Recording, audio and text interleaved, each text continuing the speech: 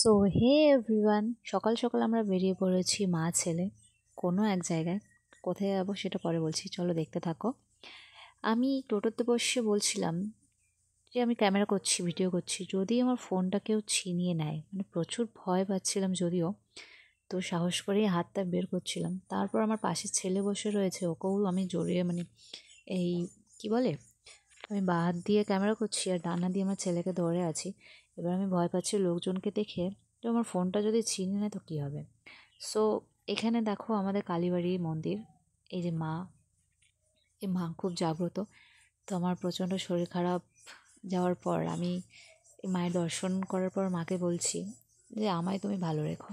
আগে আমি সত্যি কথা, আগে আমার ভালো আমি কোনো সময় চাইতাম না, কিন্তু এখন মাকে দেখার পর আমার শুধু এটাই বলতে চায় যে মা তুমি আমায় ভালো রেখো।